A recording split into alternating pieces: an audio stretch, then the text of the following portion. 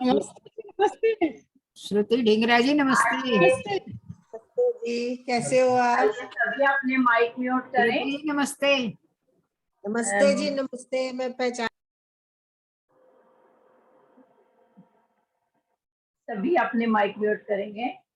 आइए, कमला जी को मैं कह रही थी बहुत बार फोन करती हूँ, जवाब नहीं मिलता। हाँ जी वेबिनार है। हाँ जी, क्या बोल रहे हो? आप अभी बंद करें माइक सभी। आइए, अध्यात्म पथ पत्रिका के तत्वाधान में आज 315वां वेबिनार है। आप सभी का स्वागत करते हैं।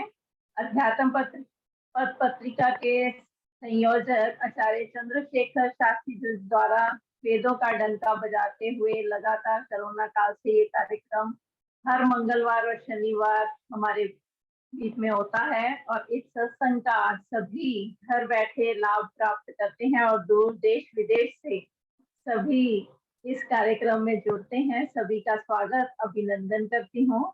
और आज हमारे जो मुख्य वक्ता हैं डॉक्टर राजीव ग्रोवर जी, वो भी हमारे बीच में उपस्थित हो चुके हैं। और आइए एक मंत्र के द्वारा इस कार्यक्रम का शुभारंभ करते हुए आगे एक दो भजनों की श्रृंखला हम चलाएंगे। ओम भूर्भुवः स्वः तत्सवितुर्वरेण्यं भर्गो देवस्य धीमहि धियो यो नः प्रचोदयात्।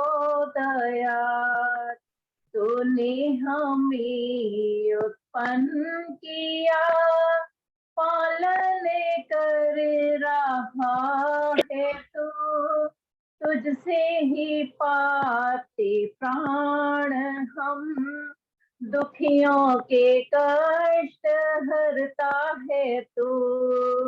तेरा महान तेज है, छाया हुआ सभी स्थान, सृष्टि की वस्तु वस्तु में तू हो रहा है विद्यमान।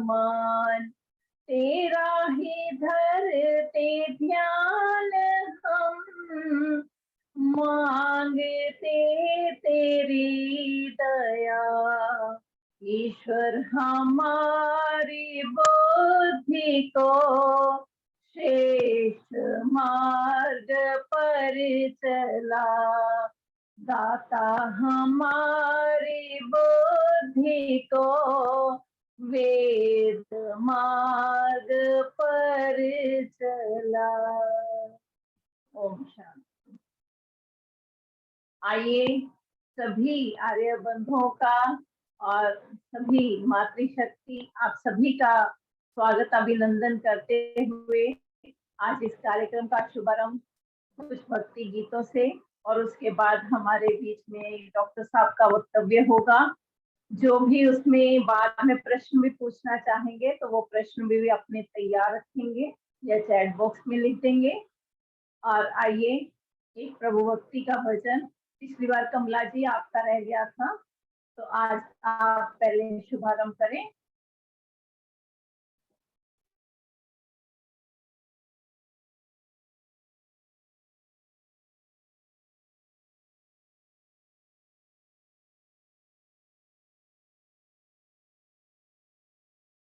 माइक खोलने कमला जी। इसके बाद रमेश चंद्र कौशिक जी आप भी तैयार रहेंगे। हाँ जी, कमला हंस जी है ना?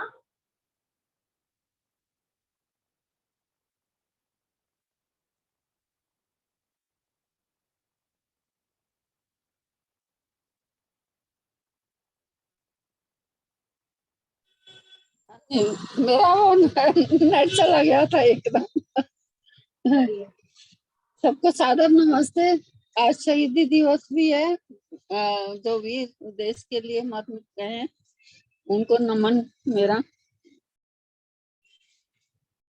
जन्म जन्म के चक्कर खाकर हीरा जीवन मिलता है, शुभ कर्मों के फल स्वरूप यह फूल चमन में खिलता है, फूल चमन में खिलता है। जन्म जन्म के चक्कर खाकर हीरा जन्म ये मिलता है, शुभ कर्मों के फल स्वरूप यह फूल चमन में खिलता है। अजर अजन्मा अमर जीव का नर्तन उत्तम चोला है, उपलब्धि का आज तलक नहीं भेद किसी ने खोला है। ना तो कहीं यह मोल बिके और ना दर्जी से सिलता है, शुभ कर्मों के फल स्वरूप ये जीवन चमन में खिलता है, फूल चमन में खिलता है। सृष्टि के अनमोल पदार्थ जो भगवान बनाता है, वही कुशल कारीगर ही इस चोले का निर्माता है। सृष्टि के अनमोल पदार्थ जो भगवान बनाता है, वही कुशल कारीगर ही इस चोले को चमकाता है। जिसकी मर्जी बिना जगत में पत्ता तक नहीं हिलता है, शुभ कर्मों के फल स्वरूप यह फूल चमन में खिलता है, शुभ कर्मों के फल स्वरूप यह फूल चमन में खिलता है।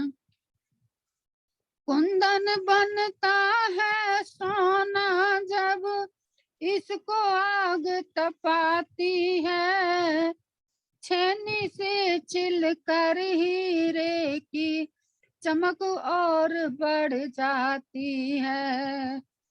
कुंदन बनता है सोना जब इसको आग तपाती है, छेनी से छिलकर हीरे की चमक और बढ़ जाती है। प्रभु मिले तो हंस कर झेलो, जितना संकट झिलता है, शुभ कर्मों के फल स्वरूप यह फूल चमन में खिलता है, फूल चमन में खिलता है। सदा जवानी नहीं रहेगी, ले शुभ कर्म कमा प्यारे, तन के पुर्जे ढीले होंगे, समय न व्यर्थ गवा प्यारे। सदा जवानी नहीं रहेगी, ले शुभ कर्म कमा प्यारे, तन के पुर्जे ढीले होंगे, समय न व्यर्थ गवा प्यारे। पथिक आखिरी पहर में जीवन ढेले से नहीं मिलता है, शुभ कर्मों के फल स्वरूप यह फूल चमन में खिलता है। जन्म जन्म के चक्कर खाकर हीरा जीवन मिलता है, शुभ कर्मों के फल स्वरूप यह फूल चमन में खिलता है, फूल चमन में खिलता है। धन्यवाद जी आपका। ये 2 लाइनें शहीदों के बारे में बोलती हूँ। नमन उन शहीदों को जो खो गए, वतन को जगा कर खुद सो गए, वतन को जगा कर खुद सो गए। जो थे लाडले अपनी माँ के पाले, उन्हीं को किया गोलियों के हवाले। नमन उस पिता को, नमन उस पिता को जो ये कहे, वतन को बचा तू रहे ना रहे, वतन को बचा तू रहे ना रहे। नमन उन शहीदों को जो खो गए, वतन को जगा कर खुद सो गए। धन्यवाद आपका, आपने समय दिया। धन्यवाद कमला हंसी, आपने सर्वप्रथम एक भक्ति का भजन हमारे सम्मुख रखा कि अनमोल ये जीवन तुम्हारा यूं ही जा रहा है। ये जो हमें तन मिला है परोपकार के लिए, शुभ कर्म के लिए, मोक्ष की प्राप्ति के लिए साधन है, और उसी के द्वारा ही हम इस अपनी बुद्धि का, अपनी बल का, अपनी शक्ति का, अपने सामर्थ्य का और अपने परिश्रम के द्वारा इस जीवन को अच्छे कर्मों की ओर लगाते हुए प्रभु भक्ति की ओर बढ़ते हुए मोक्ष की ओर बढ़ सकते हैं। आपका बहुत बहुत धन्यवाद करती हूँ। और उसके बाद आपने एक शहीदों के लिए भी श्रद्धांजलि कहें, या उनको हम कहेंगे कि अपने आप को वो कुर्बान करके अमर हो गए, कहते पिछला दीप किसी और के जीवन को प्रकाशित करके बुझ गया और पुनः दीप जलाने के लिए अब आपकी बारी है। इस देश को बचाने की, इसकी रक्षा करने की, इसकी आजादी जो हमें प्राप्त हुई है उसको आगे निरंतर हमें इसी तरह बरकरार रखना है। और कहते हैं ना कि अपने आप अगर किसी मूल्यवान वस्तु का त्याग करते हैं, चाहे वो तन मन धन किसी भी तरह से, तो कहते हैं कि आप उसे खो नहीं रहे बल्कि किसी दूसरे के लिए इसके लाभ का लेने का अवसर प्राप्त कर रहे हैं। तो आपका बहुत बहुत धन्यवाद करती हूँ। और अब रमेश चंद्र कौशिक जी, आप अपनी प्रस्तुति दें, आपका स्वागत है। अर्चना सरीन जी हमारे बीच में हैं, अगर वो कुछ प्रस्तुति देना चाहती हैं तो अपने चैट बॉक्स में लिख देंगी। आइए। ओम सुता मया वरदा वेद माता प्रचोदयन्तां पावमानि द्विजानां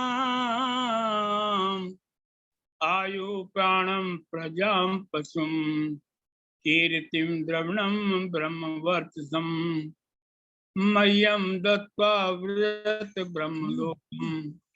आज कारगिल दिवस है और शहीदों को श्रद्धांजलि भी बहुत आवश्यक है।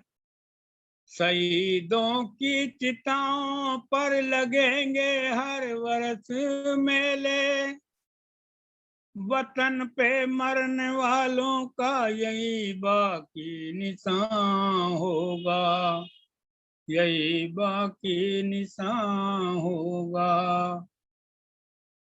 काबू में अपना मन न हो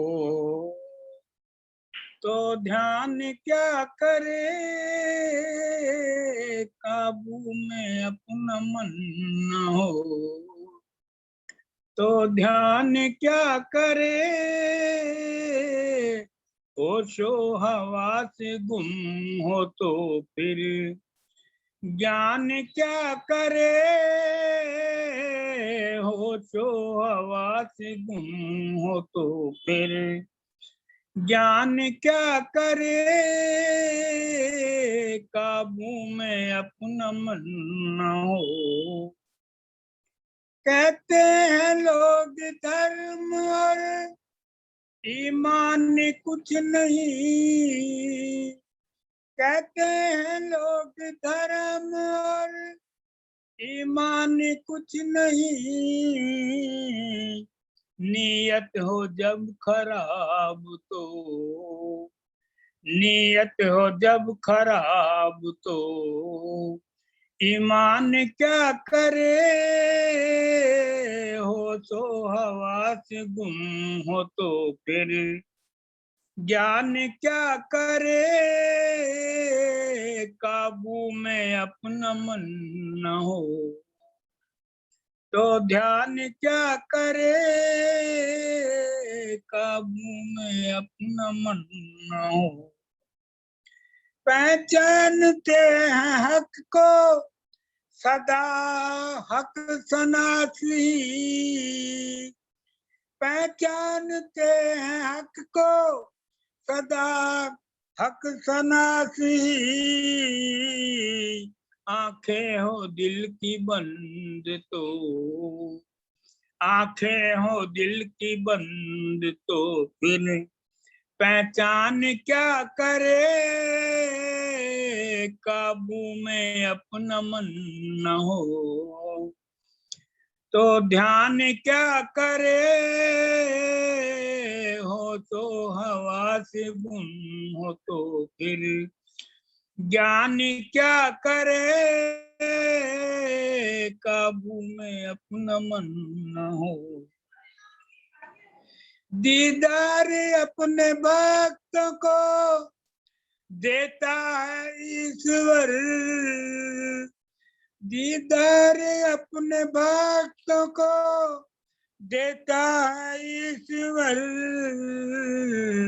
बंदा करे न ख्याल तो भगवान क्या करे, बंदा करे न ध्यान तो भगवान क्या करे,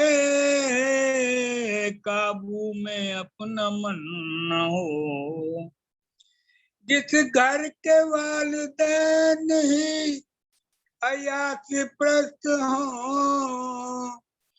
जिस घर के वालिदैन ही अयासी प्रस्त हो,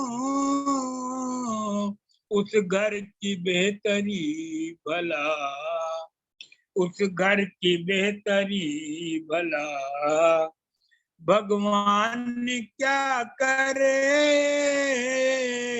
काबू में अपना मन न हो तो ध्यान क्या करे, हो तो हवा से गुम तो फिर ज्ञान क्या करे, काबू में अपना मन न हो। धन्यवाद बहन जी बहुत बहुत।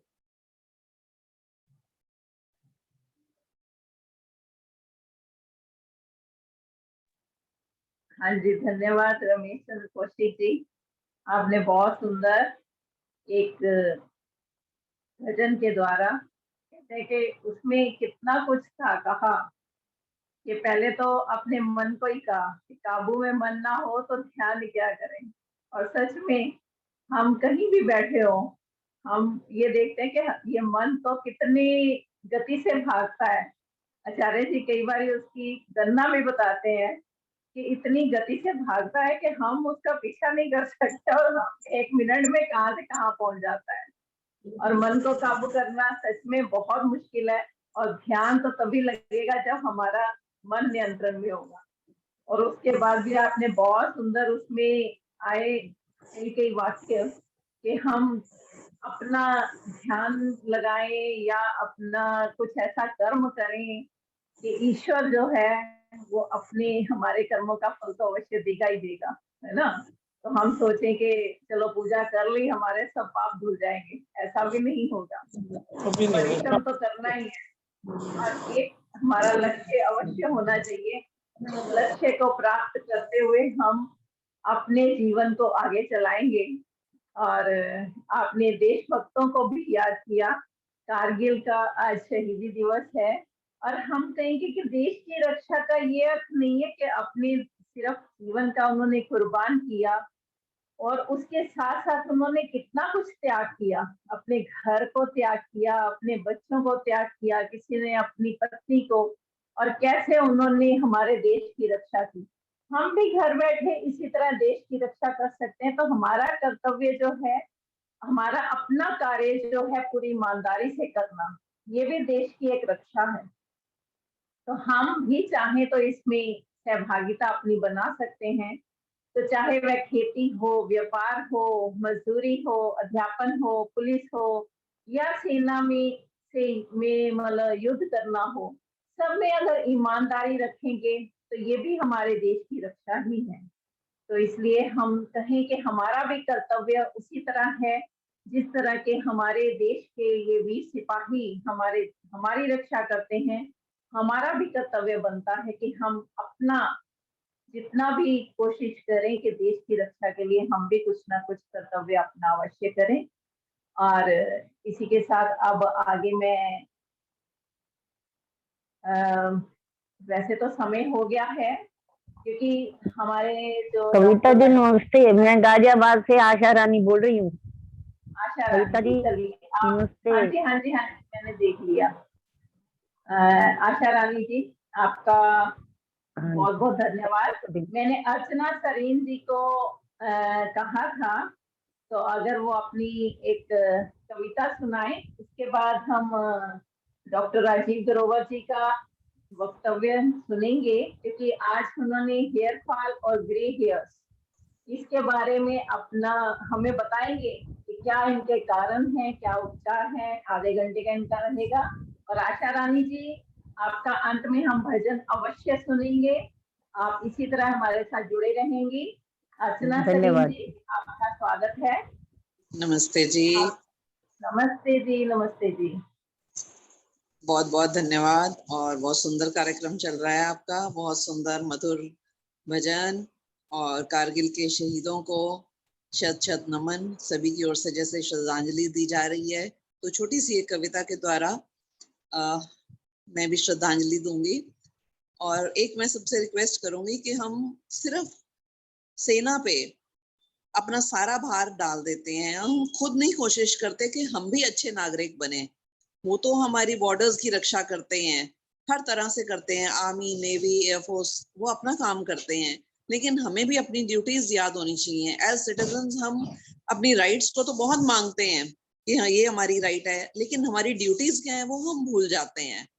तो एज सिटीजन्स ऑफ इंडिया हमारी भी ये ड्यूटी बनती है कि हमने अपने देश को साफ सुथरा रखें, सही तरीके से रखें, पब्लिक प्रॉपर्टीज को हम डिस्ट्रॉय ना करें, और अगर कोई कर रहा है तो उसको रोकें। सड़कों पे जैसे गंद डालते हैं हम लोग, एक लिफाफा भी हम फेंकते हैं तो वहां पे ढेर लग जाता है। और मैं इस पॉइंट पे ना मैं बहुत बोलती हूँ सबको। और एक सेव वाटर, पानी को सेव करिए, वेस्टेज रोकें। तो जितना हम कोशिश कर सकते हैं अपनी तरफ से अच्छे सिटीजन्स बनने की, हम जरूर करें। तो हमारी सच्ची श्रद्धांजलि यही होगी कि जो हमारे भाई बहन जो हमारे जाके बॉर्डर्स पे हमारी रक्षा करते हैं, हम उस देश को सही तरीके से रखें। और उसके संचालन में जो भी मंत्री हैं, काउंसलर्स हैं, हम उनकी हेल्प करें भी। और अगर कुछ वो सही नहीं कर रहे हैं तो उनको क्वेश्चन भी जरूर करें। धन्यवाद जी। छोटी सी बोलती हूँ मैं कविता। सदियों से हमको हमारी भूलों ने ही मार डाला, सदियों से हमको हमारी भूलों ने ही मार डाला, कांटों से बच गए थे हम, फूलों ने ही मार डाला। समझौता हो गया था फांसी की रस्सियों से, समझौता हो गया था फांसी की रस्सियों से, सावन में आकर लेकिन झूलों ने ही मार डाला।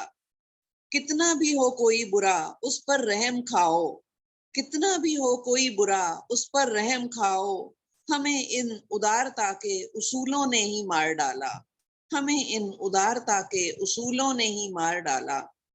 अपनों को गैर समझा, अपनों को गैर समझा, और गैरों ने अपनेपन की आंखों में धूल झोंकी, उस धूल ने ही हमें मार डाला। हम किसको कहें बुरा, हम किसको कहें बुरा, हमें तो अपने ही आलस्य प्रमाद और भूलों ने मार डाला। हम किसको कहें बुरा, हमें तो अपने ही आलस्य प्रमाद और भूलों ने मार डाला। सदियों से हमको अपनी ही भूलों ने मार डाला, कांटों से बच गए थे हम, फूलों ने मार डाला। बहुत बहुत धन्यवाद जी आपका सबका। धन्यवाद कविता जी।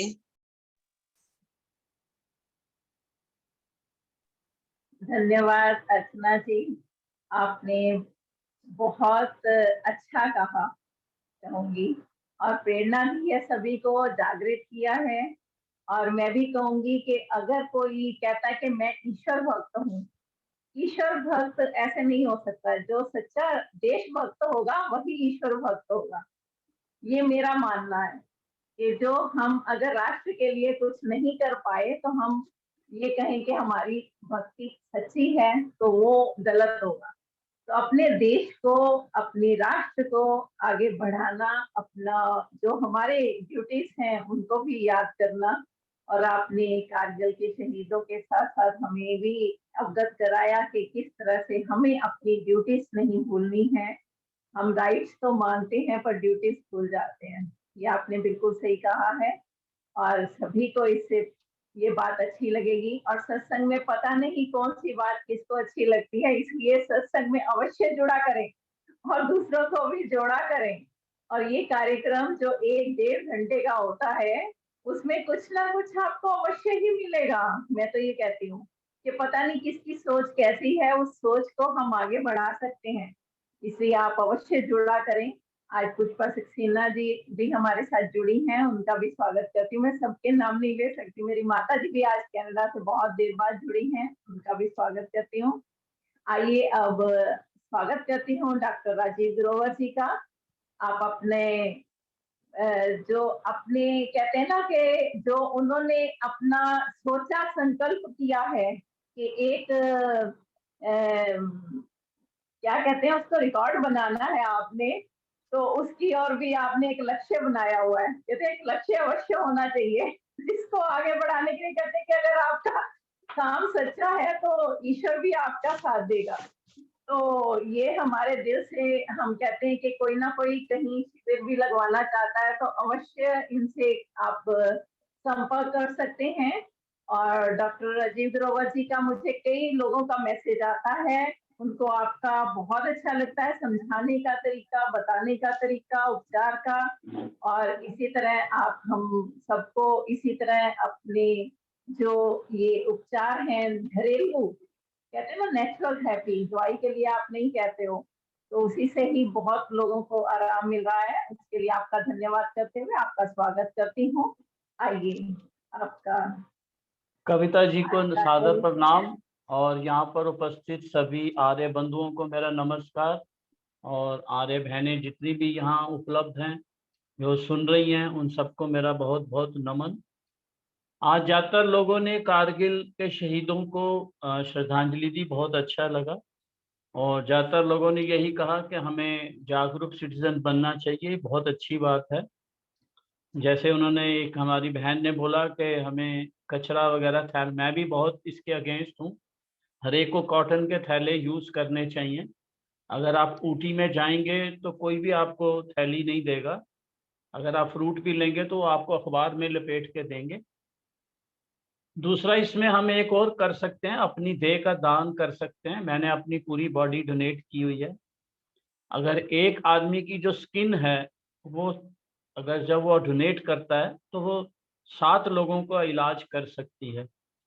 और जो हम देह को जलाने में इतनी अग्नि का प्रयोग करते हैं, अगर हम उसको इलेक्ट्रिक क्रिमेशन पे, लोगों का अभी भी विश्वास नहीं बैठता। ये छोटी छोटी चीज़ें हैं वो हम कर सकते हैं। हम कितनी लकड़ी का बचाव कर सकते हैं। तो ये एक छोटा सा जो हम अपने घर से उपाय कर सकते हैं। अब जैसे आपने, कविता जी ने मेरे बारे में कहा, मैं जो ज़्यादा मुद्रा विज्ञान वगैरह, मैं स्कूल के बच्चों को या स्कूल के बच्चों को ज़्यादा सिखाने में इंटरेस्टेड रहता हूँ, क्योंकि वो आने वाला हमारा एक भविष्य है। तो हमें अपने बच्चों को जागरूक करना चाहिए, और उसका भी मैं आगे थोड़ा जिक्र करूँगा।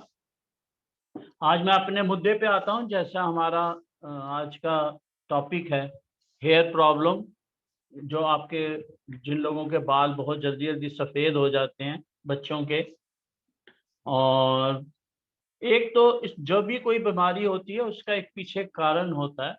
जो बीमारी, बालों की बीमारी का जो मुख्य कारण है एक स्ट्रेस।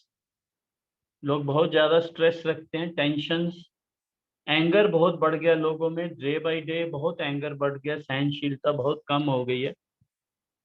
पोल्यूशन पोल्यूशन बहुत है, एयर में पोल्यूशन है, वाटर में पोल्यूशन है, तो उसको हम कैसे टैकल कर सकते हैं।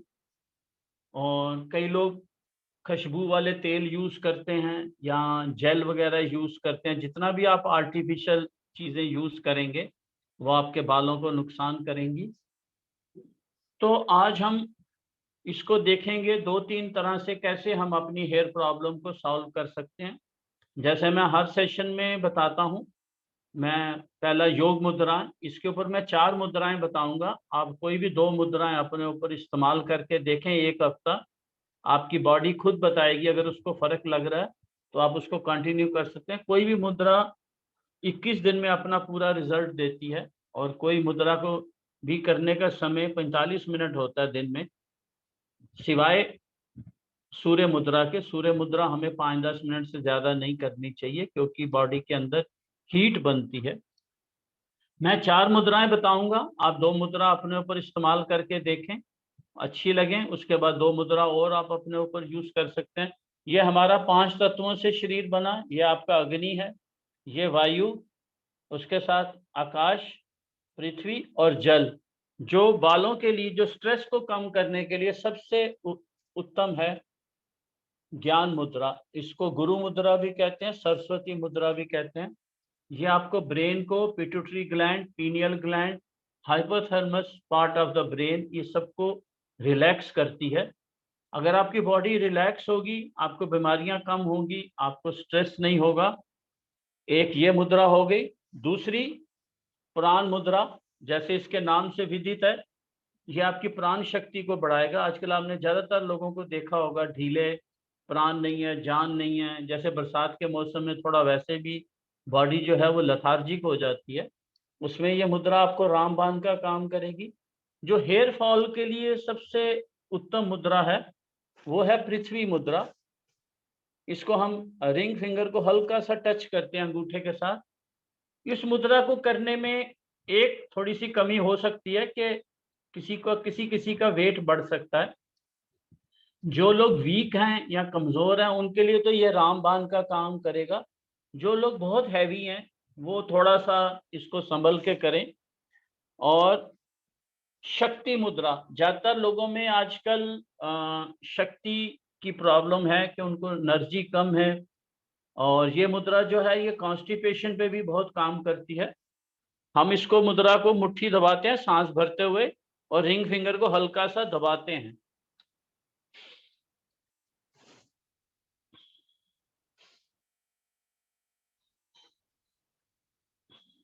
ये कॉन्स्टिपेशन पे भी बहुत अच्छा काम करती है। नेचुरोपैथी के द्वारा जो हमारी बीमारियों का मुख्य कारण है वो कॉन्स्टिपेशन है।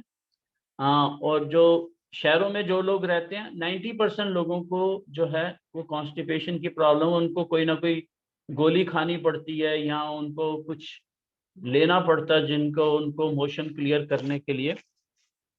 तो हमारी मोशन जो है नेचुरल वे से आपको सुबह आपको निवृत्त होना चाहिए। दूसरा, इसमें आंवला बहुत अच्छा काम करता है जो बालों के लिए। आप आंवला किसी तरह से भी ले सकते हैं।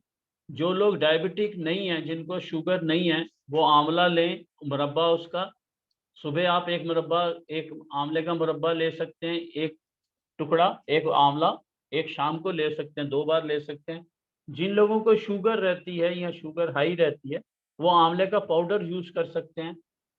दिन में 3 बार सादे पानी के साथ वो ले सकते हैं।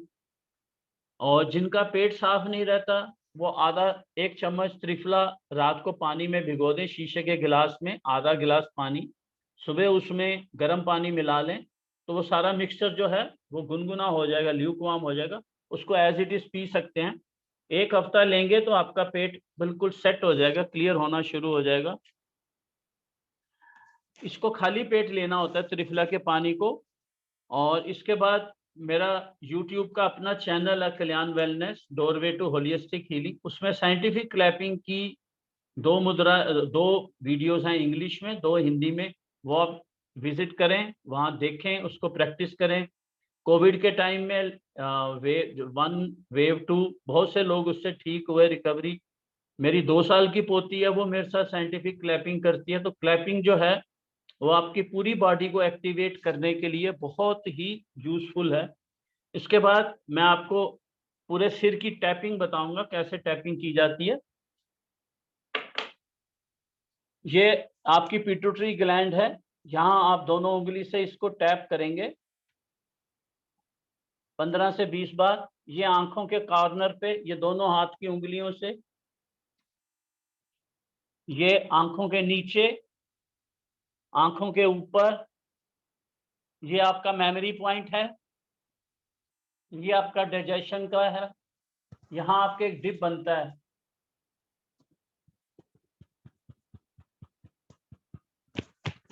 आप क्लैपिंग करेंगे सिर मुंह के ऊपर।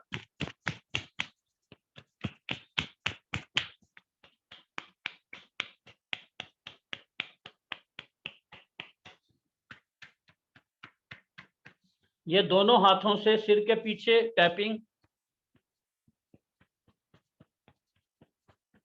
क्योंकि जो बाल सफेद होते हैं या बाल झड़ते हैं, क्योंकि ब्लड की सर्कुलेशन नहीं होती प्रॉपर, आप इसको दोनों हाथों से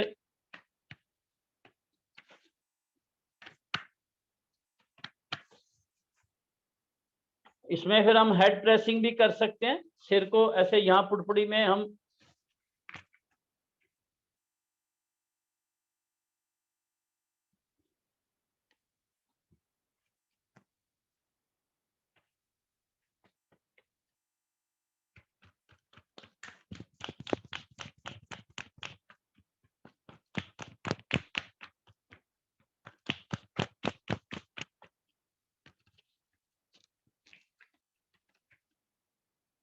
और जो पोल्यूशन है, क्योंकि ज्यादातर लोग आरओ का वाटर यूज करते हैं जो फ्लैट्स में रहते हैं, उसमें टीडीएस का आप ध्यान रखें।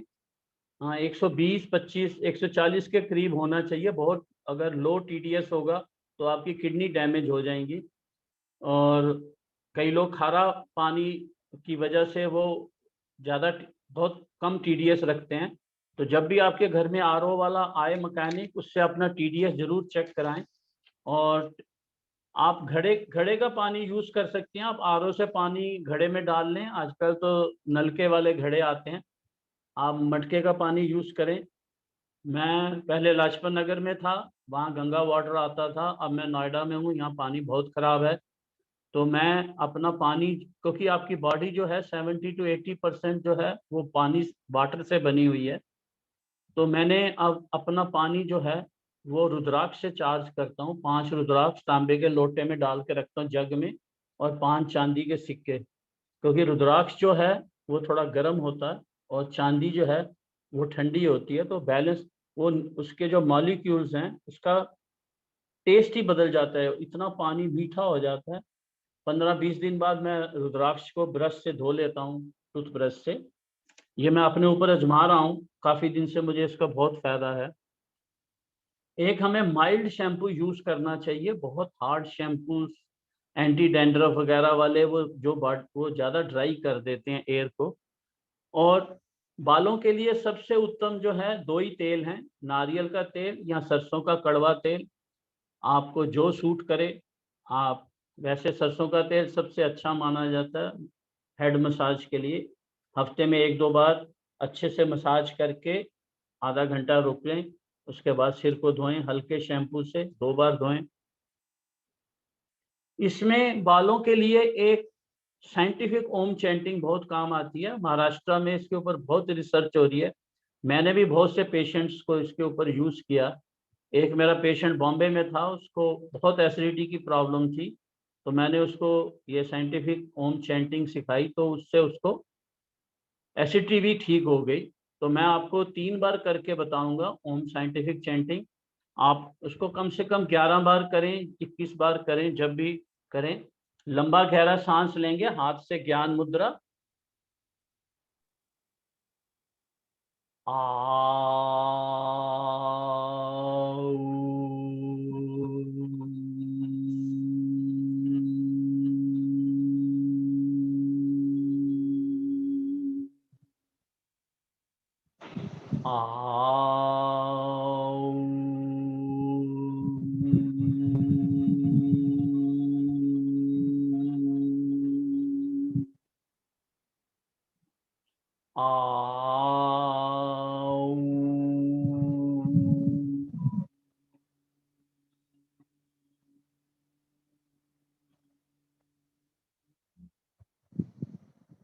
इसके बाद आप 7 बार या 3 बार कम से कम भ्रामरी प्राणायाम कर सकते हैं। मुंह बंद रखेंगे और मां की साउंड निकालेंगे जैसे भंवरा, क्योंकि ये आपको ब्रेन को रिलैक्स करने के लिए।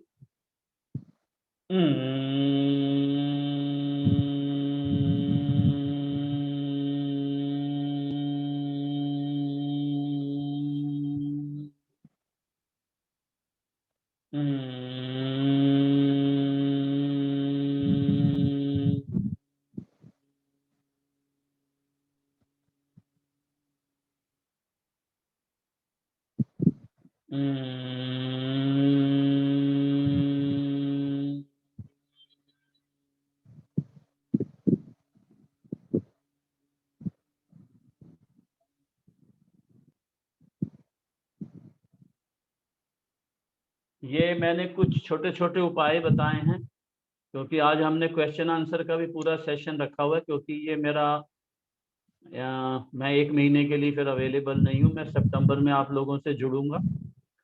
तो जो भी कोई अपना क्वेश्चन या जो मैंने अभी बताया उसके ऊपर कोई क्वेश्चन पूछना चाहता है पूछ सकता है। और मेरा व्हाट्सएप नंबर कविता जी के पास भी है, मैंने इधर ग्रुप में भी दे दिया। आप मुझे मैसेज करके कोई भी आपकी क्वेरी हो पूछ सकते हैं। अब एक एक करके सब अपना क्वेश्चन अपना माइक खोल के पूछें, अगर उसके बाद फिर हम 5 मिनट लाफ्टर योगा करेंगे। चलिए। आचार्य जी नमस्ते।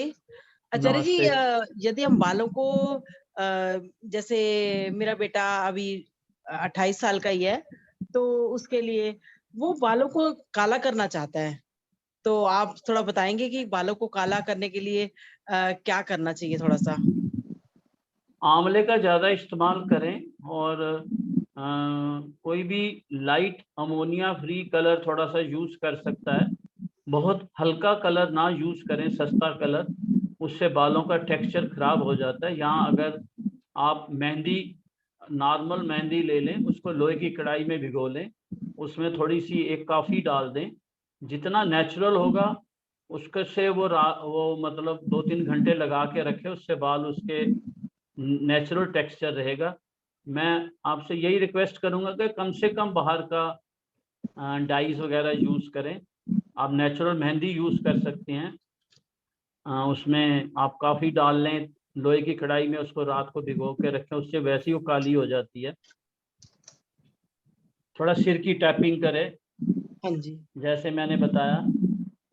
और ज़्यादा सोचे नहीं, अगर ज़्यादा सोचने से, टेंशन से ये आप सब लोगों को शायद ये अजीब लगता होगा, मेरे बाल 64 इयर्स में बीच बीच में ब्लैक होने शुरू हो गए हैं। मैं इसका कारण नहीं जानता। तो अगर आप ज़्यादा कोई भी लोग स्ट्रेस रखेंगे, टेंशन रखेंगे, तो ये इसका हेयर फॉल का मुख्य कारण है। और ये हमारी पिट्यूटरी ग्लैंड जो है, ये हमारा पूरा रिप्रोडक्टिव सिस्टम को एक्टिवेट करती है। आजकल आपने देखा होगा जो लेडीज़ हैं उनको ज़्यादा कोई बिंदी नहीं लगाता, ज़्यादातर वो स्टिक वाली बिंदी लगाती हैं। मेरी सबसे रिक्वेस्ट है कि अगर बिंदी लगानी है तो सिंदूर की लगाएं, लाल बिंदी, क्योंकि यहाँ वो पिट्यूटरी ग्लैंड को एक्टिवेट करती है। और यहाँ एक लेडीज़ का पॉइंट होता है, जिनको मेंसेस की प्रॉब्लम होती है, हम यहाँ दबाते हैं। तो अगर आपके पीरियड्स लेडीज़ को ठीक नहीं आ रही या ठीक से रेगुलेट नहीं हो रहे, तो वो भी एक हेयर फॉल का कारण होते हैं। ये कई चीज़ें इंटर रिलेटेड हैं। क्या हम इंडिगो पाउडर उसमें यूज कर सकते हैं? इंडिगो पाउडर मैं नहीं उसको सजेस्ट करता, मैं कभी भी नहीं करता। मेरे से बड़े लोग पूछते हैं, मैं कभी उसको रिकमेंड नहीं करता। वो नील होता है, नील को मैं बालों के लिए मैंने तो कभी नहीं सोच। आप उसको लोहे की कढ़ाई में रात को भिगो के रखें, कॉफ़ी डाल लें, उसमें नेचुरल चाय के पत्ती के पानी में आप मेहंदी घोल दें। चाय का पानी वैसे ही काला होता है। हाँ जी, जितना नेचुरल होगा मैं उसको प्रेफर करूंगा। मैं इंडिगो वगैरह, मैं इन चीज़ों को रिकमेंड नहीं करता। एक्चुअली उसको थोड़ी साइनस की प्रॉब्लम थी, कोल्ड उसको काफी रहता था पहले। तो साइनस की प्रॉब्लम तो सूर्य मुद्रा बनवा दें 5 मिनट, उसके पैरों की तलियों में 1-2 बूंद सरसों के तेल से मसाज कर दें। पैरों की ताली बजाएं, सोल की नीचे ताली बजाएं पैरों की, देखिए कितना फर्क पड़ता है, जादू की तरह काम करेगा। तो अब जो बाल सफेद हो चुके हैं वो काले नहीं हो सकते, हो लेकिन रुक जाएंगे। हो जाएंगे मैम, काले भी हो जाएंगे। ठीक है, धन्यवाद आचार्य जी। मेरे 64 इयर्स में काले हो सकते हैं, तो बच्चे के नहीं हो सकते। ठीक है, धन्यवाद, बहुत बहुत धन्यवाद आपका। जी डॉक्टर साहब नमस्ते। नमस्ते। हाँ जी, मुझे ये पूछना था कि जो आप कह रहे हैं ना कि पैरों में ताली बजाएं, तो वो किस टाइम पे करना है? रात को सोते हुए भी कर सकते हैं या सबसे फायदा करता है नहाने के बाद। नहाने के बाद आप 1-2 बूंद सरसों का तेल लगा के ताली बजाएं, उसमें सबसे ज्यादा लाभ मिलेगा। वैसे आप रात को भी कर सकते हैं सोने से पहले। नहा के सबसे ज्यादा फायदा करेगा। हाँ जी, धन्यवाद जी। और किसी का कोई क्वेश्चन? हाँ जी डॉक्टर साहब नमस्ते। नमस्ते। क्वेश्चन है कि घुटने में ना मेरे लेफ्ट साइड में दर्द शुरू हो गई है। आप अपनी नाभि में, आप सुनिए, आप अपनी नाभि में अरंडी का तेल लगाएं 3 बूंद रात को सोने से पहले, क्योंकि जो नाभि है वो आपका सेकंड ब्रेन है। और लेटे लेटे आप पैर घुटने को नीचे गोल तकिया रखें और घुटने को प्रेस करें बेड के ऊपर। ठीक है। और कुर्सी पे बैठ के थोड़ा सा घुटने की एक्सरसाइज करें। खड़े होके कोई भी आप एक्सरसाइज ना करें, आपके घुटने और ज्यादा तंग करेंगे। तो वही लेफ्ट साइड कमर में भी है? कमर में नीचे है, ऊपर मिडल में है, टॉप हिप से ऊपर है लेफ्ट साइड। हिप से ऊपर। हिप से ऊपर, हाँ। वो फिर आप बेड पे लेट के एक पैर के ऊपर एक पैर रख के सिर एक तरफ पैर एक तरफ, जैसे कपड़ा निचोड़ते हैं। वो कई बार अलाइनमेंट खराब हो जाती है रीढ़ की हड्डी की। वो लेटे लेटे आप थोड़ा सा एक्सरसाइज करें बेड के ऊपर लेट के, आपको बहुत ज्यादा आराम मिलेगा। चलने वक्त बहुत दर्द शुरू हुई है, एक्चुअली में धीरे धीरे वो धीरे धीरे ठीक होगी। थोड़ा अपना विटामिन D3 चेक करा लें। अगर आपका विटामिन D3 कम है तो वो थोड़ा सा कोई सप्लीमेंट आप लेना शुरू कर दें। नाश्ते में दही लेना शुरू करें, रात को दही ना लें। दिन में आप छाछ ले सकती हैं प्लेन, ज्यादा स्पाइसी फूड ना खाएं, मिर्ची मसाले वाला। और ताज़ा फल खाएं, आजकल जामुन बहुत आ रहे हैं, जामुन खाएं, मौसमी खाएं, थोड़ा सिट्रिक ले रहे हैं फिर भी पता नहीं बहुत दर्द होती है अब चलने में। एक्सरे में दिखाया है। एक्सरसाइज से ही ठीक होगी। आप कहाँ रहती हैं? मैं इधर रमेश नगर। हाँ, अगर आप कभी आ सकें रमेश नगर, सीधी मेट्रो आती है, तो अगर आप 1-2 बार चेक करा लेंगे तो मैं आपको एक्सरसाइजेस बता दूंगा। मैं नोएडा में हूँ। आप सितंबर के मंथ में 5-10 सिटिंग ले लें तो आप ठीक हो जाएंगी। मैंने तो 80% भी जिनके घुटने खराब हो गए उनको ठीक कर दिया है। मैं तो अवॉइड कहूँगा कि घुटने का ऑपरेशन ना कराएं, और जितना नेचुरल वे से हो। एक बेलन रख लें पैर के नीचे, दोनों पैरों से उसको आगे पीछे करें। उससे आपको रोटेशन में बहुत पैरों में बहुत आराम मिलेगा। ठीक है डॉक्टर साहब। आप फिर सितंबर में मैं आपसे अपॉइंटमेंट ले लूं? बिल्कुल, क्योंकि बेटा ऑफिस वहीं जाता है तो मैं उसके साथ ही आ सकती हूँ। हाँ, आपको 5-10 सिटिंग 5 सिटिंग में ही आपको फर्क पड़ना शुरू हो जाएगा, और 10 सिटिंग में आप बिल्कुल ठीक हो जाएंगे। ठीक है डॉक्टर साहब, धन्यवाद। हाँ, और किसी का कोई क्वेश्चन? नमस्ते डॉक्टर साहब। मैं नमस्ते। मेरी प्रॉब्लम ये थी कि मेरी आईज के नीचे स्वेलिंग बहुत रहती है। वो आपको थोड़ी थायराइड की भी, आप ये प्राण मुद्रा बनाएं और ये पॉइंट, ये वाली इस हिस्से को ज्यादा दबाएं।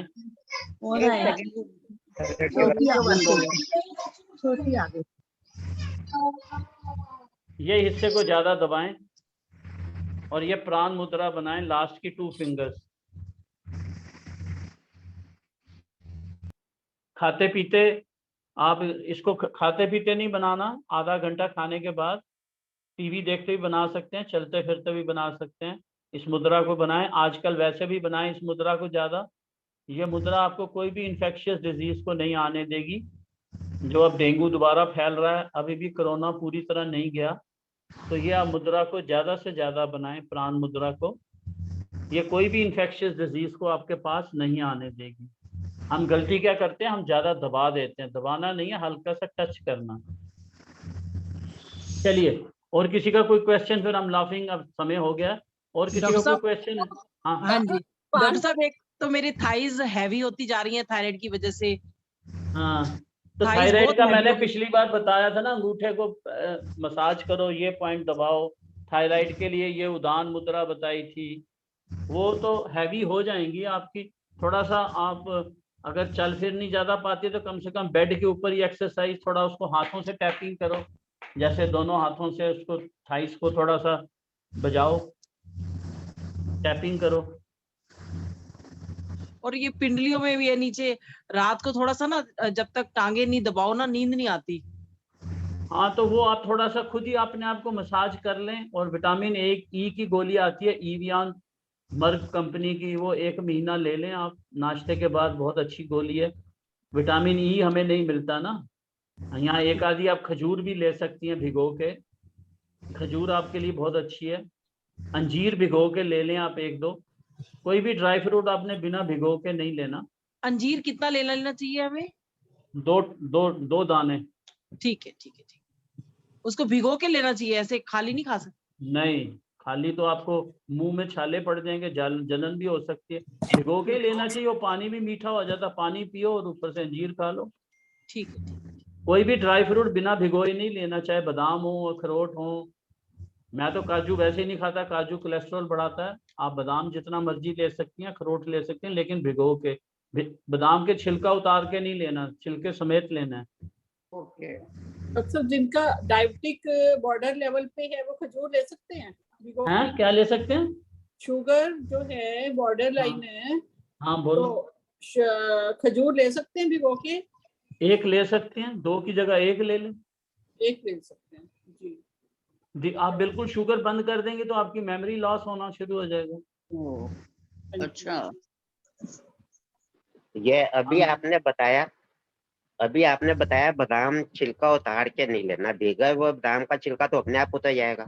नहीं उतरेगा, मैं भी तो भिगो के खाता हूँ, मैं कभी उतारता ही नहीं। तो आप हाथ से उतारोगे तो उतरेगा यार। अच्छा, छिलके के साथ खाने के फायदे क्या है?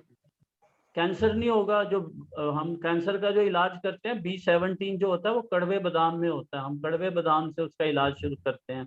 वो जो कैंसर में गुड़गुड़ी है। B17 काम आता है ज्यादा। B12 होता है, B17 तक जाता है, वो कड़वे बादाम में ज्यादा होता है B17। वो कैंसर में आपको बहुत हेल्प करता है उसको, इसका मतलब कैंसर के डॉक्टर सेल साहब को। कड़वे बादाम भी खा लेने चाहिए हमें क्या? हाँ, और जो कड़वा खीरा होता है क्या उसको भी खा लेना चाहिए? कड़वा खीरा नहीं मैं कहूंगा, कड़वा खीरा आपका पेट खराब कर सकता है। कड़वा बादाम तो मैं भी खा लेता हूँ, कड़वा खीरे को नहीं मैं कहूंगा। उबला हुआ पीना चाहिए या पानी का असर क्या खत्म हो जाता है उबाल के? क्या कह रहे हो? पानी उबाल कर पीना चाहिए या ऐसे ही पी लेना चाहिए इस मौसम में? आप कितना उबाल सकती हैं? अगर आपकी हिम्मत है उबाल सकते हैं तो उबाल लीजिए, जो लोग उबाल सकते हैं। वैसे जनरली इतना समय कितना को उबालेंगे आप पानी, वो फिर ठंडा हो जाएगा, फिर उसमें पोल्यूशन आ जाता है। बेस्ट है मटके में यूज कर लें, या उसको रुद्राक्ष या चांदी के सिक्कों से चार्ज कर लें। रुद्राक्ष कैसे डालें उसमें? रुद्राक्ष की जो माला आती है उसको डाल दें? नहीं, ये दाना डालने होते हैं, 5 दाने डालने होते हैं रुद्राक्ष। अच्छा, कौन से बर्तन में? तांबे के बर्तन में डाल के रखेंगे तो ज्यादा अच्छा है, नहीं तो किसी बर्तन में भी डाल सकते हैं। एक बार आपने कहा था तांबे के बर्तन में मतलब 10-12 किशमिश डाल के रात को भिगो के रख दो। वो आयरन के लिए था, आयरन, और जिनको पैरों की प्रॉब्लम थी उसके लिए था। वो तो एक दिन मैंने खाया, मेरे को तो इतना बहुत कड़वा, इतना कड़वा लगे, वो पानी भी उसका और वो किशमिश भी उसकी। और मैंने नहीं, तो हो ही नहीं सकता, मैंने बहुत बार खाया। किशमिश में कोई कड़वा होने वाला है ही नहीं। हरी किशमिश 5 दाने आपने भिगोने हैं, 10 दाने में कड़वा कैसे हो सकता है पानी? कितना पानी होना चाहिए फिर? 1 लोटा। अच्छा, मेरे पास जैसे जग है 1 किलो वाला, तो उसमें 5 उसमें थोड़ी छोटा 1 लोटा होता है, उसमें 10 दाने किशमिश, 10 दाने काले चने। जो लोटा होता है जो हम जल चढ़ाने के लिए, तो उससे थोड़ा बड़ा लोटा होता है। हाँ जी हाँ जी। उसमें कड़वा होने का तो किशमिश में तो कोई मतलब ही नहीं। मैंने तो डाला, मैंने आप दोबारा करके देखिए, मुझे अगले सेशन में बताना। मैंने तो खुद यूज किया हुआ, कितने पेशेंट पे यूज किया हुआ है। वो कड़वा होने वाला किशमिश में तो मीठा होगी, उल्टा वो फूल जाती है, किशमिश मीठी हो जाती है सवेरे। आपने तांबे वाले लोटे में बताया या शीशे वाले में? तांबे में मैंने खुद किया कितनी बार अपने ऊपर। मैंने अपनी मेरी बेटी का आयरन कम हो गया था, मैंने उसको भी यही ट्रीटमेंट बताया। उसमें तो कोई कड़वा होने वाला काम ही नहीं है। मैं खड़ी होती हूँ तो मेरी पैरों की उंगलियों में दर्द होने लग जाता है। नहीं, जो चीज ना सूट करे वो मत लें। हम तो जनरली टॉनिक के लिए बताते हैं, अगर किसी को सूट करता है, जैसे जैसे आपकी बॉडी को सूट करे। नहीं, उसके लेने से नहीं, वैसे आम दर्द हो जाता है उसके लेने से। तो मैंने तो एक दिन किया था, उसके लेने से पहले भी पैरों की उंगलियों में दर्द हो जाता है। वो तो विटामिन ई की कमी हो जाती है, नर्व्स की कमी है वो, तो उसको अलग ट्रीटमेंट। उसमें तो आप थोड़ा सा पैरों की सूक्ष्म क्रियाएं करनी पड़ती हैं, ब्लड की सर्कुलेशन कम हो जाती है। अच्छा, और कमर के सर्दियों में मटके का इस्तेमाल करना चाहिए? गर्मियों में तो हम लोग मटके का इस्तेमाल कर रहे हैं, तो क्या मेरे घर वाले सब घर में लोग चाहते हैं कि हम सर्दियां मटके का इस्तेमाल करें, क्या है ठीक? हाँ, तो सर्दियों में आप उसको हल्का सा गर्म कर लें, पानी को हल्का सा, ठंडा ज्यादा लगे तो हल्का सा गुनगुना कर लें। तो क्या मटके का इस्तेमाल सही रहेगा सर्दियों में भी? बिल्कुल, क्योंकि उसमें आयरन, देखिए आप, अर्थ जो है, अर्थ में सारे गुण होते हैं। तो पानी अगर हम मटके का यूज करते हैं तो उसमें अर्थ एलिमेंट का असर आ जाता है, तो वो आपकी हेल्थ के लिए वैसे ही अच्छा है। ठीक है, जैसे मैं चाह रही थी कि कुछ अगर किसी को सांप ने काट लिया होता है तो हम उसको मिट्टी की पट्टी लगाते हैं, तो मिट्टी की पट्टी जो है वो जहर तक को खींच लेती है। तो अर्थ में तो सारे गुण है ना, 5 तत्वों के गुण हैं उसमें। इसका मतलब 12 महीने हम मटके का इस्तेमाल कर सकते हैं। बिल्कुल, धन्यवाद, बेधड़क होकर। धन्यवाद। ये आजकल जैसे पानी खराब आ रहा है, मौसम, उसमें हल्की सी फिटकड़ी डाल सकती हैं, एक टुकड़ा, उससे सारी गंदगी नीचे बैठ जाएगी।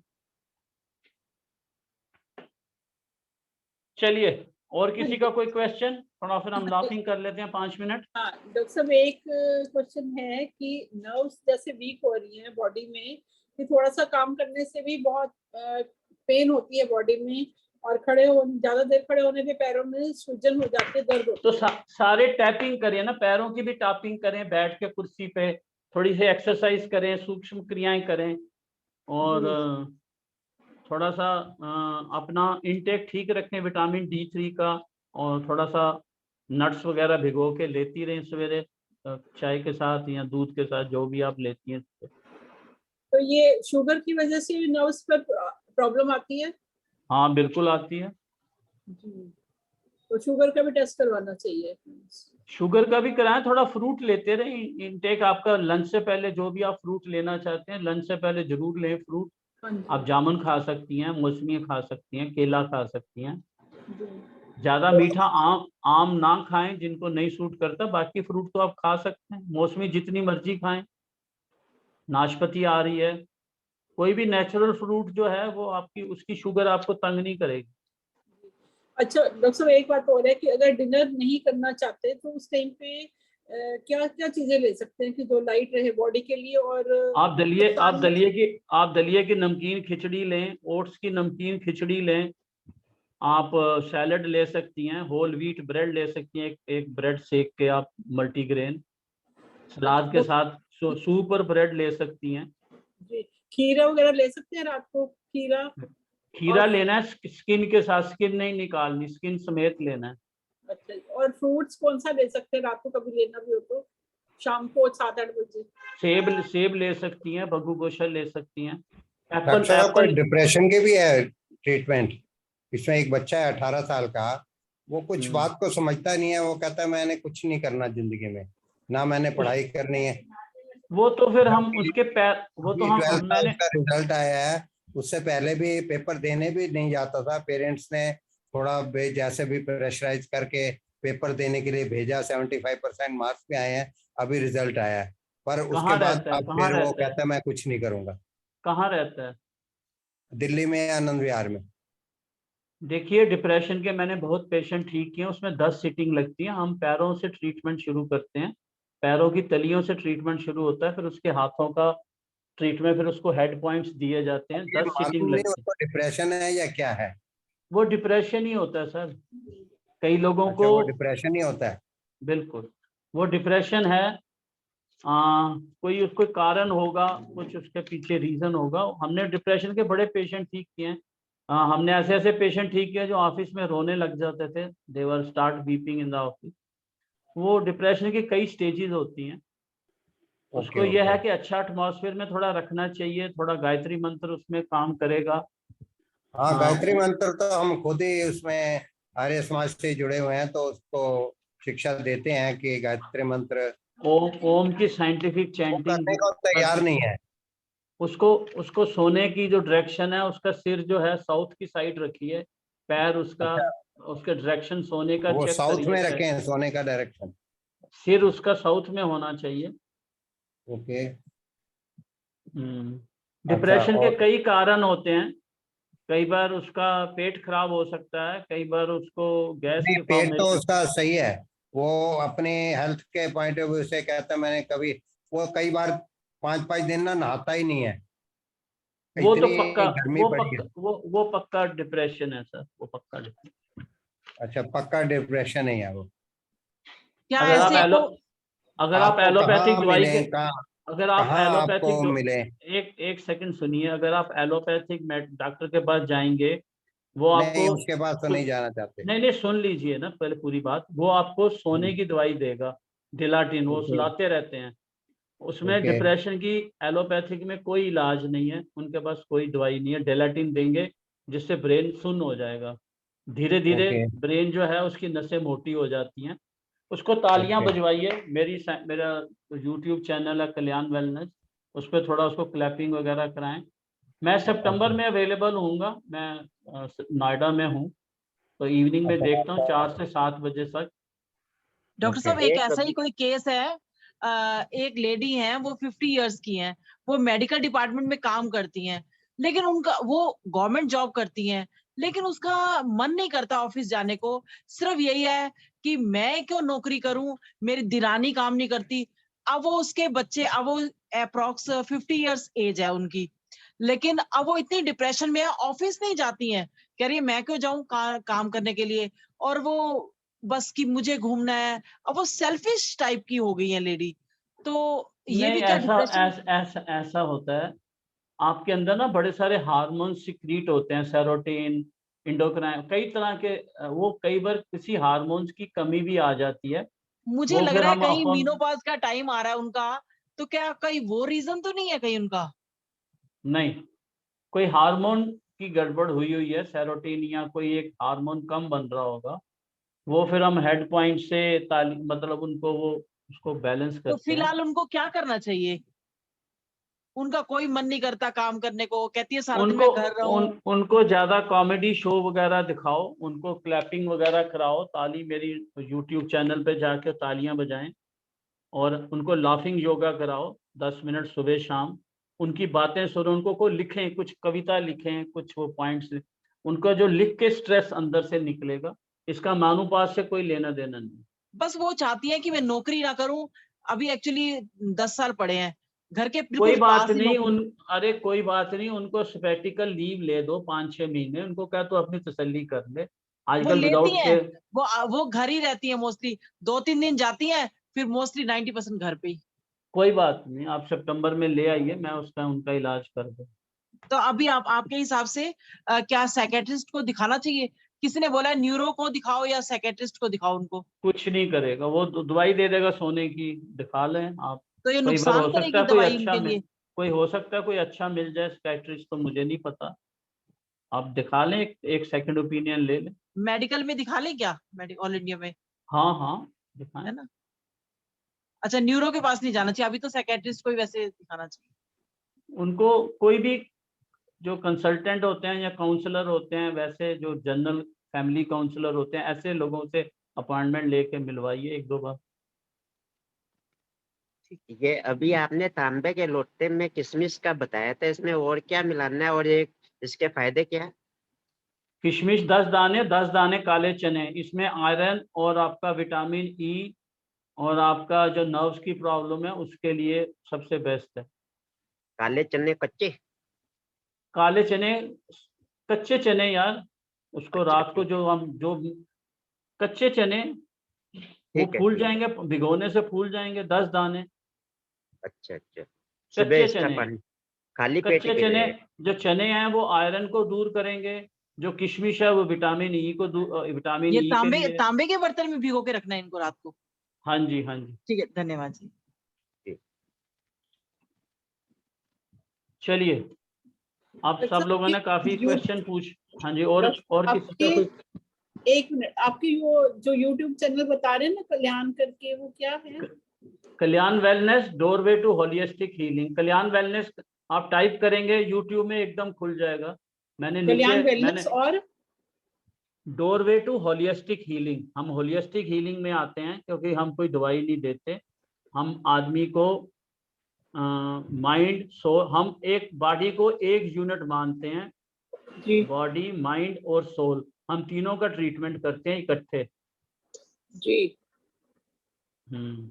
हम आत्मा से ही शरीर को ठीक करने की कोशिश करते हैं जी।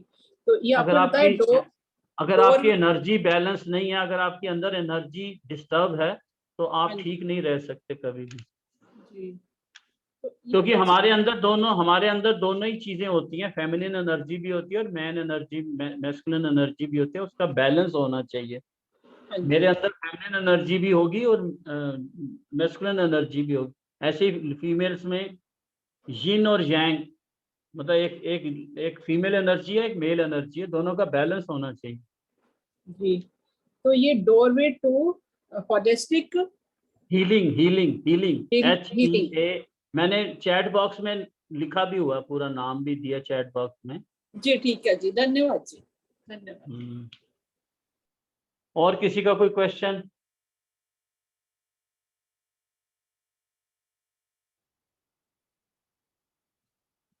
चलिए, अब 5 मिनट थोड़ा सा लाफिंग कर लेते हैं। सब लोग थोड़ा सा अपने आप माइक खोल लें और अपने आप को रिलैक्स कर लें। पहले मुंह बंद करके हंसेंगे।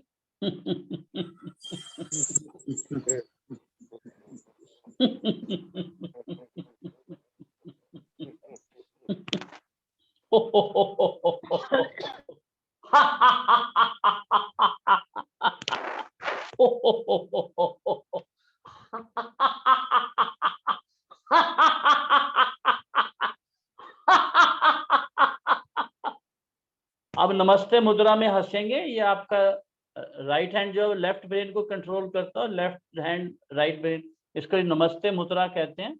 इससे हंसेंगे, एक दूसरे को विश करेंगे।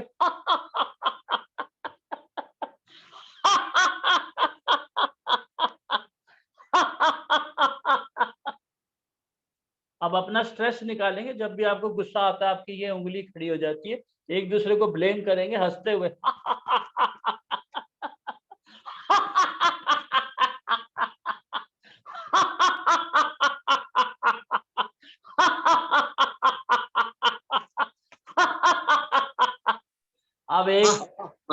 अब लस्सी योग करेंगे।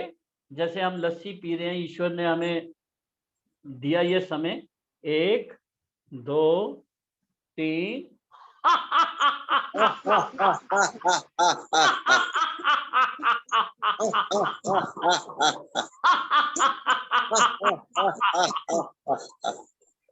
थोड़ा सा लंबे गहरे सांस। जब आप जोर से हंसेंगे तो आपको लंबा, आपका सांस गहरा हो जाएगा, जो आपके लिए बहुत जरूरी है। हम नहीं तो सारा दिन बहुत शैलो ब्रेथिंग करते हैं।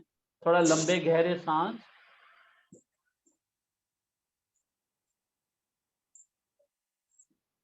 हम अपने लिए 3 अफर्मेशंस करेंगे। स्वस्थ रहें, सब बोलेंगे स्वस्थ रहें, स्वस्थ रहें, आनंदित रहें, आनंदित रहें और हंसते खेलते रहें, हंसते खेलते रहें।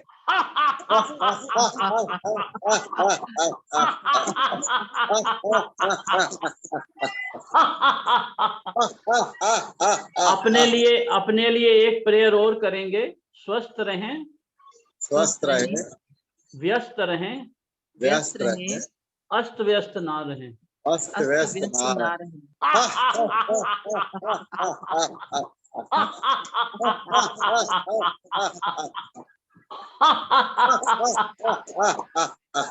अब अपने लिए एक और प्रेयर करेंगे। स्वस्थ रहें, स्वस्थ रहें, आनंदित रहें, आनंदित रहें और सबको अपनी हंसी बांटते रहें। अपनी हंसी बांटते रहें।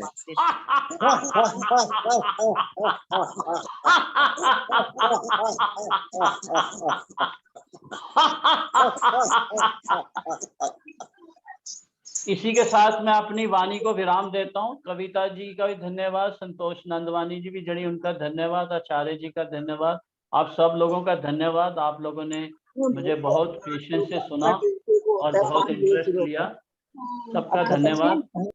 आपका बहुत बहुत धन्यवाद। आपने बहुत वैल्यूएबल सजेशंस दिए, इंफॉर्मेशन दी, हमारी जितने डाउट्स थे क्लियर किए आपके। आपका बहुत बहुत धन्यवाद। ऐसे ही आप अपना मार्गदर्शन देते रहें। बहुत अच्छा लगा, आज जो भी मन में क्वायरीज थी सब पूछ ली हमने आपसे। बहुत बहुत धन्यवाद आपका। Thank you so much. धन्यवाद जी। और डॉक्टर साहब देखो, आपके इस जो आपके सुझाव और आपकी जो कहते हैं ना कि आप होलिस्टिक हीलिंग करते हैं शरीर, आत्मा, मन सभी को आपने इतना अच्छा सबका ध्यान रखा और सबने क्वेश्चन भी पूछे। आज इससे और भी क्या, एक कोई पूछना चाहता है फिर पूछ नहीं पाता, और जब कोई दूसरा पूछता है तो लगता है कि ये मेरा भी प्रश्न था, है ना? ऐसा होता है। हम सत्संग में बैठते हैं तो ऐसा ही लगता होता है कि ये प्रश्न तो हमारा भी था, और पर पूछने की हिम्मत हमारी थी नहीं। तो पूछने की हिम्मत जिसने भी की है उसने दूसरों के लिए भी एक मार्ग खोला है कि हाँ भाई, हम जैसे उन्होंने एक छोटे बच्चे का पूछा तो मधु जी ने उसके बाद एक लेडी का पूछा, तो हम देखते हैं आस पास भी हमारे कई बार ऐसे होते हैं लोग कि ऐसी उनकी परिस्थिति होती है। तो आपने जो भी उनके कारण, उनके उपाय, ये सब आपने जो बताते हो उससे हमें बहुत कुछ सीखने को मिल रहा है। उसके लिए आपका हृदय से धन्यवाद करते हैं। और इसी तरह आप हमारे बीच में आगे भी अपने इसी तरह जो भी उपचार हो और जो भी इनकी क्वेरीज हो उनको आप अवश्य बताएंगे। अब नेक्स्ट सितंबर में आपका जो भी सेशन रहेगा, और वैसे उस बीच में भी आपकी वीडियोस हैं वो हम अपलोड करते रहेंगे अपना ग्रुप्स में भी, और जो पर्सनल मैसेजेस होते हैं, क्योंकि उससे भी बहुत सारी जो इनकी भ्रांतियां हैं वो दूर होने का चांस है ना? तो इसके लिए आपका हृदय से धन्यवाद करती हूँ। मधु जी आपका विशेष धन्यवाद। तो आदर्श जी जो सीपी से प्रीतमपुरा से जुड़ी हैं उनका धन्यवाद। कुंवर सिंह जी आप बहुत अच्छे से इस कार्यक्रम को देखते हैं, और संतोष नंदवानी जी अपने कार्यक्रम में भी आपको बुलाते हैं। नाभि में कौन सा तेल बताया था? नाभि के अंदर 2-3 बूंदें डालनी है, कौन सा तेल बताया था? अरंडी का तेल, अरंडी का तेल। और कोई तेल नहीं डाल सकते?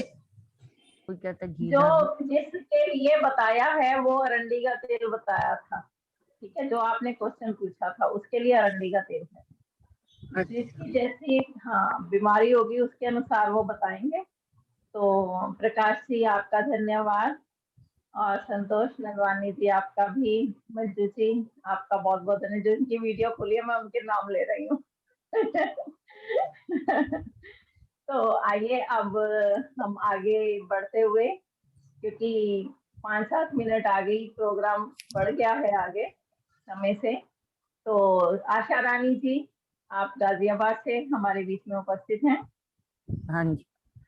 हाँ जी, तो आप अपना भजन रखेंगी और ठीक है, उसके बाद हम शांति पाठ भी करवाएंगे। संतोष नंदवानी जी आप कुछ कहते हुए आप ही इस कार्यक्रम का समापन करवाएंगी आज, ठीक है जी? चलिए आशा जी। हाँ जी।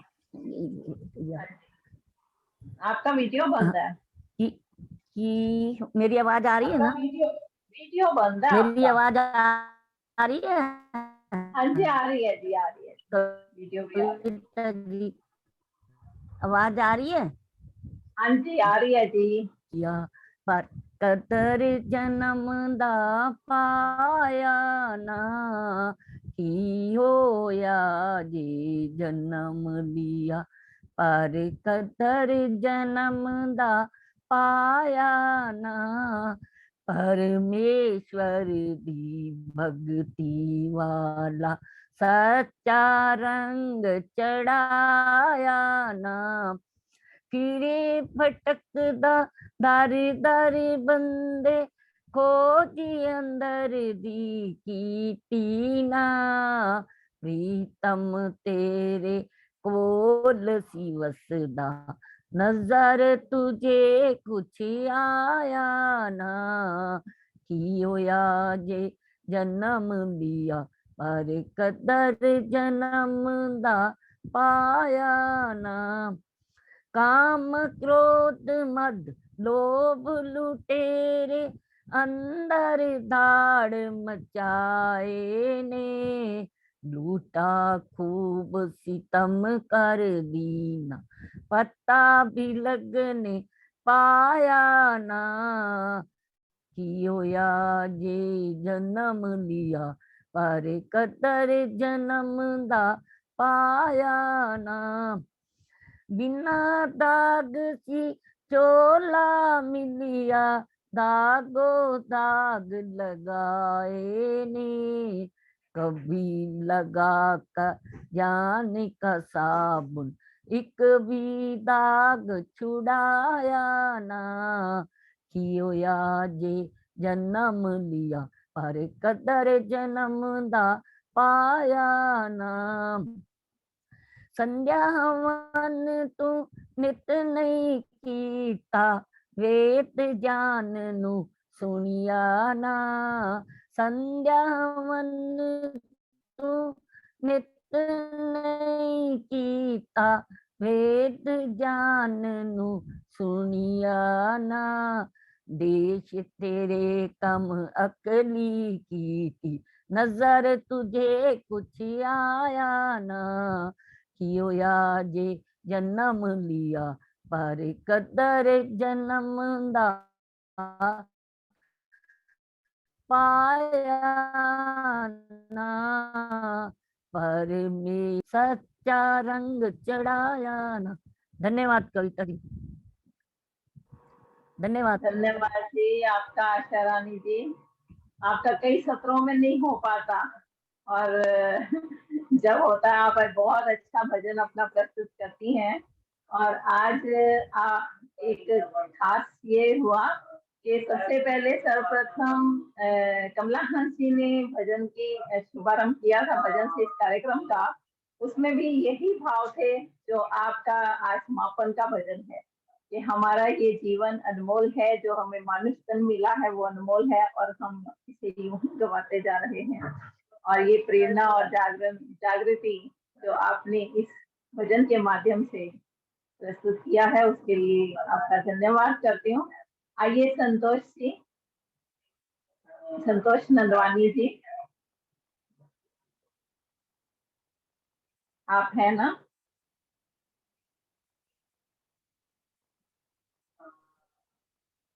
हाँ जी, संतोष नंदवानी जी आप सुन रही हैं? हाँ जी, हाँ जी, हाँ जी, हाँ जी। आप अपने विचार कुछ रखिए, उसके बाद आप शांति पाठ कराएंगी। और पिछले सप्ताह आपने ही संचालन किया था इस कार्यक्रम का, उसके लिए आपका पुनः धन्यवाद करती हूँ। आइए। बहुत ही सुंदर कार्यक्रम चल रहा है। अध्यात्म पथ पत्रिका के तत्वाधान में निरंतर ये कार्यक्रम चलते ही रहते हैं। आचार्य जी की अनुपस्थिति में भी कविता जी बहुत ही सुंदर संचालन कर रही हैं और कार्यक्रमों को आगे चढ़ा रही हैं। आज का श्रावण मास चल रहा है। हमारे ऋषि मुनियों ने इसे स्वाध्याय के लिए उपयुक्त समय बताया है। प्राचीन समय में ऋषि साधु आदि नगरों में आकर गृहस्थियों को वेदों का ध्यान चिंतन करवाते थे और घर घर यज्ञ करवाते थे, ताकि जितने भी कीट कीटाणु वर्षा ऋतु में उत्पन्न होते हैं उनसे वातावरण जो है वो शुद्ध रहे। आज भी हमें इस प्रथा का अनुसरण करना चाहिए, जो कि हम नहीं करते हैं। तो आइए सब मिल बैठकर ईश्वर से प्रार्थना करें कि वो हमें हिम्मत दें कि हम स्वाध्याय करें। स्वाध्याय करने से बहुत ही लाभ होते हैं। एक तो हमें आत्मचिंतन करने का समय मिलता है कि हमारी कौन सी कमी है, हम अब किस मार्ग की ओर बढ़ रहे हैं, और उस अगर हमारे में कोई कमी आ रही है तो उसको सुधार करने का हमें समय मिलता है। अपने जब भी हम स्वाध्याय अलग अलग वेद शास्त्रों का करते हैं तो हमारे अनेक प्रकार के देवताओं से, ऋषियों के दर्शन होने शुरू हो जाते हैं, उनके हम संपर्क में आने शुरू हो जाते हैं, तो हमें ये मालूम पड़ता है कि हमारे जीवन में क्या होना चाहिए और क्या नहीं है। इसी प्रकार छांदोग्य उपनिषद में भी मैंने कहीं पढ़ा था, स्वाध्याय में कभी भी प्रमाद नहीं करना चाहिए, आलस्य नहीं करना चाहिए, क्योंकि इससे हमें अपनी कमियों का बोध होता है और हमें ये परवाह नहीं करनी चाहिए कि कौन हमारे बारे में क्या कह रहा है, या हमें क्या हमारी प्रशंसा कर रहा है, निंदा कर रहा है, या जो कुछ भी वो कह रहा है उसकी तरफ हमें ध्यान नहीं देना चाहिए और हमें अपना आत्म सुधार करना चाहिए। ये नहीं कि हम आत्मचिंतन करें तो दूसरों को भी हम कहने लग जाएं, उनको उपदेश देने लग जाएं कि आप भी करो, आप भी। ये तो अपने ध्यान चिंतन मनन जो है वो अंदर से होता है। जब तक हमारे अंदर से ये इच्छा जागृत नहीं होगी हम स्वाध्याय नहीं कर सकते। और अगर हम थोड़ा बहुत स्वाध्याय भी आधा घंटा भी प्रतिदिन दे सकते हैं तो उससे हमने जो कुछ भी 2-3 वाक्य जो भी लिखे हैं या हमने पढ़े हैं उसको एक डायरी में हमें नोट कर लेना चाहिए, और फिर कुछ अंतराल में उन्हें दोबारा पुनः स्मरण करके हमें प्रवचन के रूप में भी थोड़ा बहुत चर्चा करनी चाहिए, ताकि जो हमने पढ़ा है वो हमारे तक ही सीमित ना रहे, दूसरों को भी उसका लाभ पहुंचे।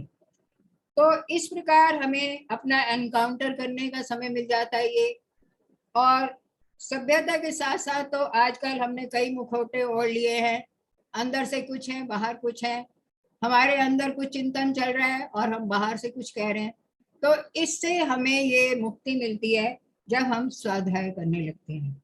तो इस प्रकार स्वाध्याय का जो है बहुत ही लाभ होते हैं। तो बहुत ही एक लंबा विषय है, लेकिन मैंने संक्षिप्त में थोड़ा सा आपको बताया कि हमें आजकल जो ऋषि मुनियों ने ये समय बनाया इसका हमें फायदा, हमें उचित लाभ उठाना चाहिए और अधिक से अधिक समय हमें अपने वेद मंत्रों, अपने उपनिषदों, जो भी हमें अच्छी कोई पुस्तकें हैं हमारे पास, उनको हम अलमारी में से निकालें, उनकी धूल साफ करें जो कि धूल जमी रहती है, और उनको हम थोड़ा सा पढ़ें और समझें कि इसमें क्या है, और अपने जो भी हमारी कोई भ्रांति है या हमें कोई संदेह है तो वो हमें अपने आचार्य जनों से पूछकर उसका निवारण करना चाहिए। तो इस प्रकार स्वाध्याय का बहुत ही अधिक महत्व है और हमें स्वाध्याय अवश्य करना चाहिए। तो इस प्रकार मैंने थोड़े से 2 शब्दों में अपने विचार प्रकट किए हैं और आशा है आप सबने ध्यान से सुने होंगे, और जो भी अगर आपको अच्छा नहीं लगा तो उसके लिए मुझे क्षमा करेंगे। आइए अब हम कार्यक्रम को समापन की ओर ले चलते हैं। शांति पाठ करें। ओम द्यौ शांतिरंतरिक्षं शांति पृथ्वी शांतिरापः शांतिरोषधयः शांतिः वनस्पतयः शांति विश्वे देवा शांति ब्रह्म शांति सर्वं शांति शांतिरेव शांतिः सामा शांतिरेधि। ओम शांति शांति शांति। भक्ता जी उद्घोष करें। जो बोले सो अभय वैदिक धर्म की जय। ब्रह्म ऋषि स्वामी विरजानंद जी की जय। ऋषि स्वामी दयानंद जी की जय। मर्यादा पुरुषोत्तम श्री रामचंद्र जी की जय। योगी राज श्री कृष्ण चंद्र जी की जय। ऋषि मुनियों की जय। भारत माता की जय। आर्य समाज अमर वेदों की ज्योति जलती रहे। ओम का झंडा वैदिक ध्वनि